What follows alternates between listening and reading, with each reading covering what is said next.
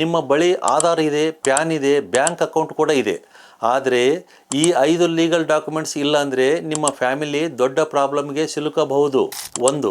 Will, ನಿಮ್ಮ property ಯಾರಿಗೆ ಹೋಗಬೇಕು ಅಂತ ಡಿಸೈಡ್ ಮಾಡೋ ಲೀಗಲ್ ಡಾಕ್ಯುಮೆಂಟ್. ರಿಜಿಸ್ಟ್ರೇಷನ್ ಕಂಪಲ್ಸರಿ ಅಲ್ಲ, ಸರಿಯಾದ ಸಿಗ್ನೇಚರ್ ಮತ್ತು 2 ವಿಟ್ನೆಸ್ ಇದ್ದರೆ ಸಾಕು. 2. ನಾಮಿನೇಷನ್. ನಾಮಿನಿ ಅಂದರೆ ಓನರ್ ಅಲ್ಲ, ಟ್ರಸ್ಟಿ ಮಾತ್ರ.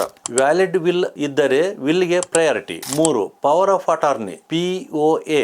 ನಿಮ್ಮ ಪರವಾಗಿ ಮತ್ತೊಬ್ಬರು ಲೀಗಲ್ ಅಥವಾ ಪ್ರಾಪರ್ಟಿ ಮ್ಯಾಟರ್ಸ್ ಹ್ಯಾಂಡಲ್ ಮಾಡಬಹುದು. ಪ್ರಾಪರ್ಟಿ ಸೇಲ್ ಅಥವಾ ಟ್ರಾನ್ಸ್ಫರ್ಗೆ ಕರ್ನಾಟಕದಲ್ಲಿ ರಿಜಿಸ್ಟ್ರೇಷನ್ ಕಂಪಲ್ಸರಿ. 4. Living will.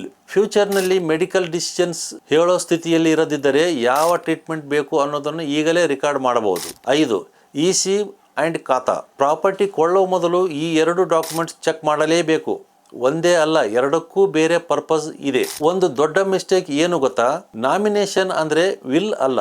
ತಪ್ಪು ಡಾಕ್ಯುಮೆಂಟ್ ಮೇಲೆ ಡಿಪೆಂಡ್ ಆದ್ರೆ ನಂತರ ಕೋರ್ಟ್ ಕೇಸ್ ಆಗಬಹುದು. ಫಾಲೋ ಮಾಡಿ ಇಂತಹ ಪ್ರಾಕ್ಟಿಕಲ್ ಲೀಗಲ್ ಇನ್ಫಾರ್ಮೇಶನ್ಗಾಗಿ.